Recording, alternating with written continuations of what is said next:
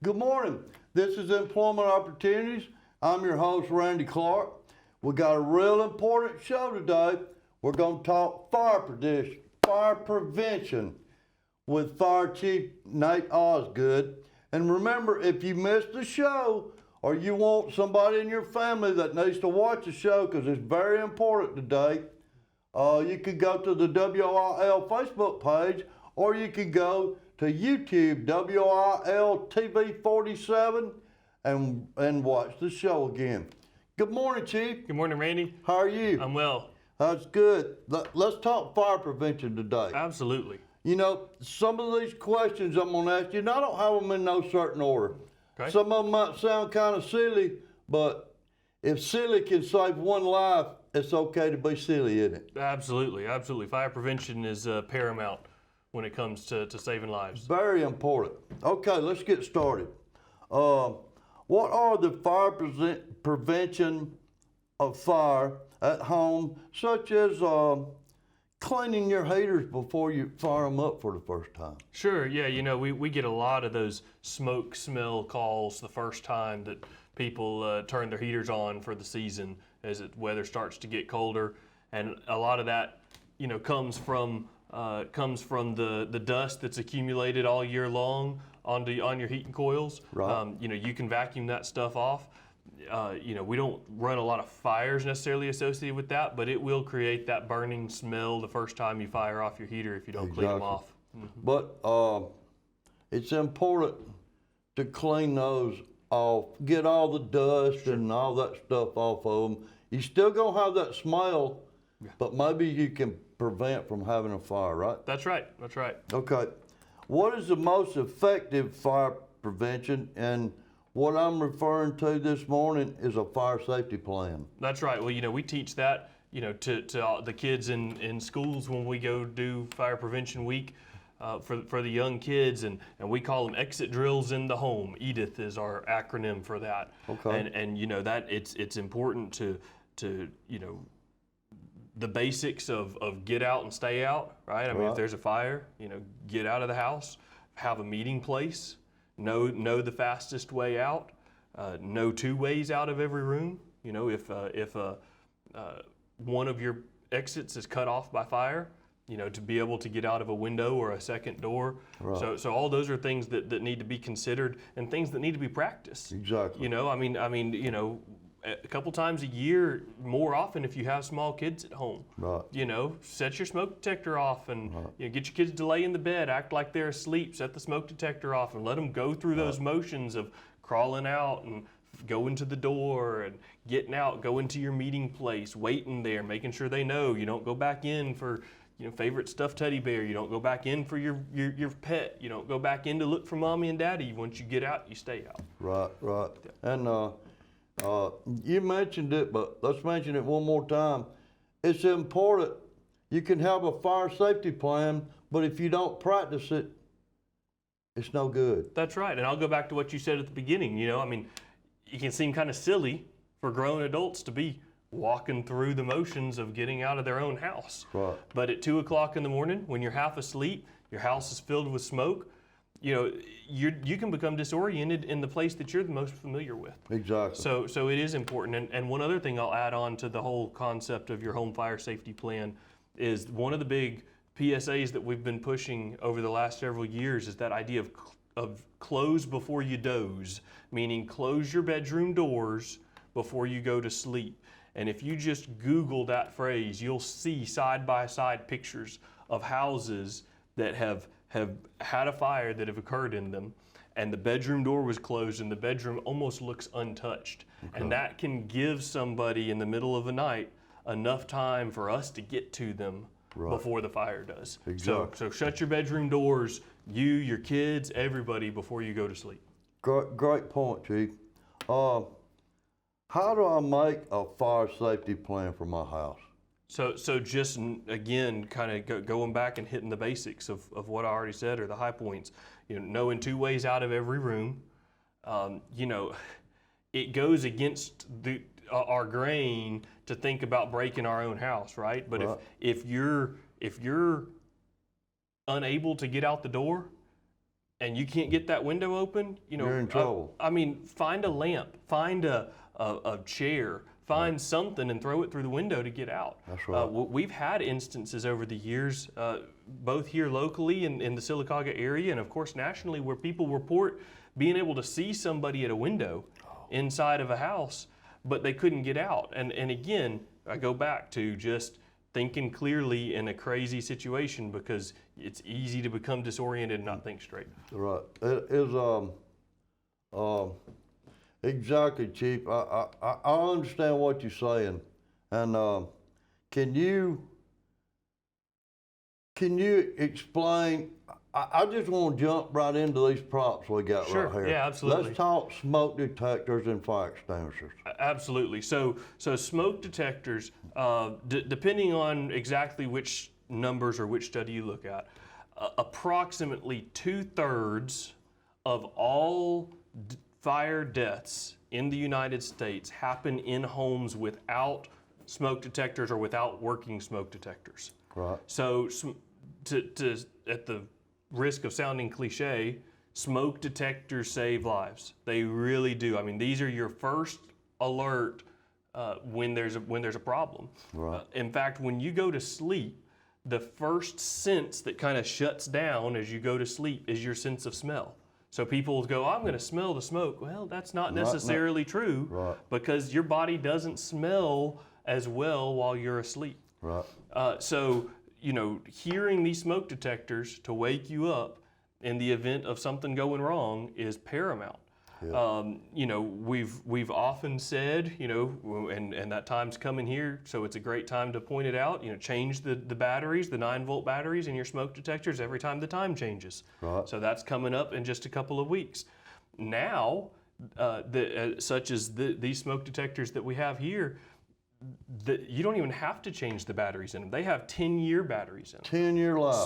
So you put them up on the ceiling or on the wall, in 10 years they'll start beeping at you. You take them down, throw it in the trash can, and go buy some more. Right. And you can get these from Walmart, from Home Depot, from Lowe's, from any of those big box stores that sell this kind of stuff. Right. So absolutely, without question, if you don't have smoke detectors in your homes, that is the single most effective way to ensure that you're going to wake up or know if there's a fire. Right. You mentioned fire extinguishers.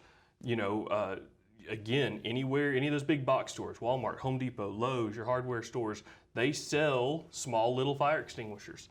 We call them 2.5 pound, 5 pound fire extinguishers. Small little things. Some of them are, kind of disposable. Some of them can be refilled by, a fire extinguisher technician company. Right. It doesn't matter which ones you get, as long as you've got one and you keep an eye on it. Make sure that it's staying charged, make sure that the pressure gauge is reading good on it. Check it often. Exactly. Right. Again, that kind of every 6 months concept. Right. Just take a look at it, make sure that it hasn't leaked out. Have one near your kitchen. Have one in reach of your kitchen. That's the main place, right? Absolutely, because that's where most of your fires are going to occur during the time that you can actually do something about it. Okay. Right, is in your kitchen. You're cooking, you walked out of the room for a minute, you walked outside, got distracted talking to your neighbor. I mean, that stuff happens. Right. Accidents happen, and when you find it, that's potentially your opportunity to do something about it to keep it from getting worse. Right. So, having one around the kitchen is absolutely the most important place, or anywhere there's cooking that's going on. Having one on every level of your home is important, and I'll kind of circle back around to the smoke detectors too. Kind of the same idea on that as far as placement goes. One on every level of your floor, one on every floor of your home or level of your home, one inside of every bedroom, Right. and then one outside of every sleeping area. So you could end up having 4 or 5 smoke detectors in your home, but that's okay. It's not going to hurt anything. You don't necessarily want one over your stove, because you're going to set it off a whole bunch. Just from normal cooking activity. But near the kitchen. Well, yeah, or outside in the living room, just beyond the kitchen, that kind of stuff. Right. And I know you mentioned this, but it don't hurt to have 2 fire extinguishers. No, of course, it's never going to hurt to have them and have them accessible. And there has been cases where they didn't work. So sure, absolutely. A backup plan. And as far as the backup goes, we need a backup safety plan. Yeah. say you got, correct me if I'm wrong, but say you got a plan to go out one way. Something happens, there's a fire got that way blocked. It doesn't hurt to have a backup plan, right? That's right. You know, we do that in the fire service ourselves. Have a plan A and have a plan B and a plan C and all the way down the list. Okay. In what situations should you not try to fight a fire?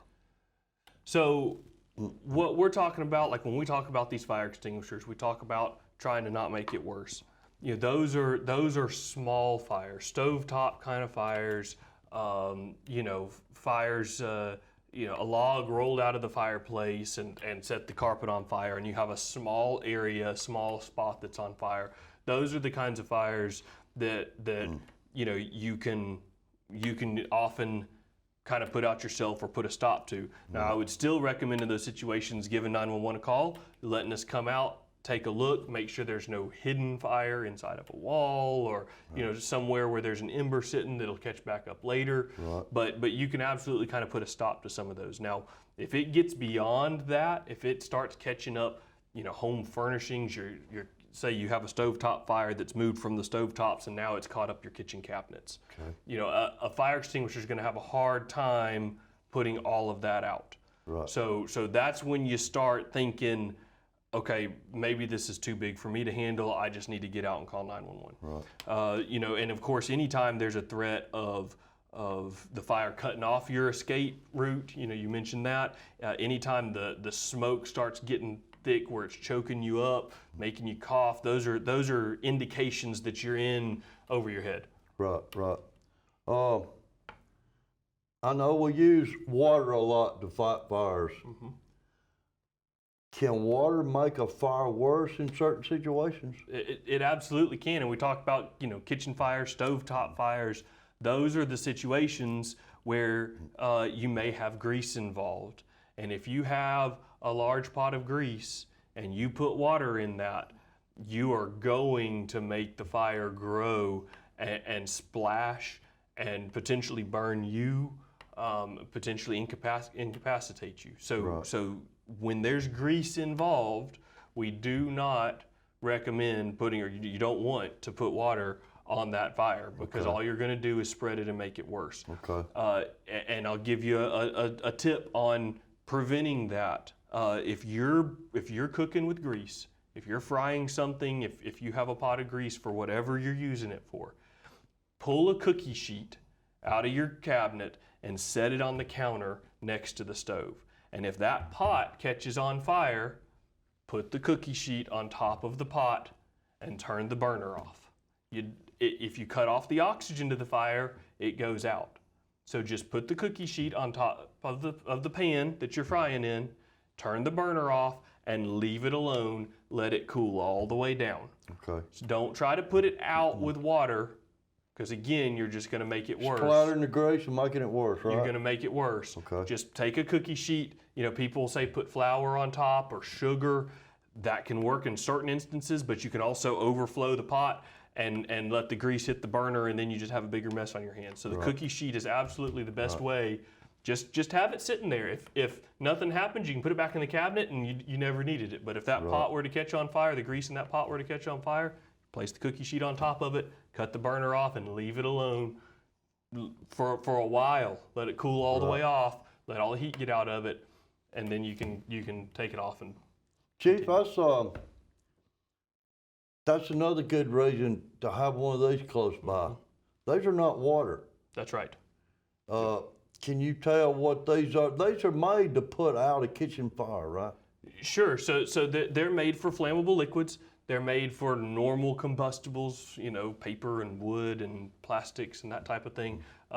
You know, oils, gas, those types of things. They're also made for anything that may be electrically energized. Right. You know, they don't conduct electricity. So there are additional types of fires that are more specialized that you'll see in commercial settings. Right. But generally, you know, we see the A, B, C extinguishers. That's for class A, B, C, and fire, which again are ordinary combustibles, flammable liquids, and your energized electrical equipment. Right. Now, let's talk about one of these silly questions. Okay. Is there any area inside your home that you should go to in case of a fire? You know, somebody might think that, well, the fire's in the garage, I can hide in the closet in the bedroom. Not so much, right? That's absolutely right. And again, you know, this is stuff that we teach kids down to preschool and kindergarten levels, right? Get out and stay out. Get outside and stay outside. Right. There's no reason to go back in. You know, again, you know, over the years in the American Fire Service, we've had multiple instances, you know, repeated instances over and over where people have gone back in looking for something, looking for someone, and never come back out again. So once you get out, you know, you get out and you stay out. And Get out, stay out. Absolutely. Okay, let's see.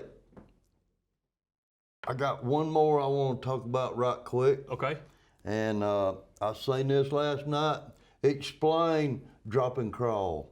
Yeah, right. So as a fire builds inside of a home, inside of a room, inside of any sort of enclosed space, you get a thermal barrier that occurs, and I'm trying not to get too technical, where obviously heat rises. Right? I'm going to go back to physical science here. Heat rises, and then as the space fills with smoke and heat, that layer slowly gets closer and closer to the ground as the whole place heats up. Right. So when there's a fire and you're trying to get out, you know, the catchphrase we teach the kids is get low and go. Right. So you want to get under that thermal layer, under that thermal barrier, into the cooler, fresher air so that you can breathe and crawl your way out of the house. So Right. get low and go, get low and get out.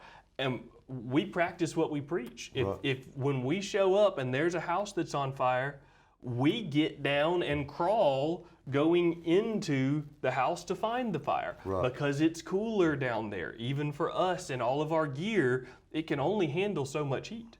And there's still limits that we can't get into. It's not fireproof.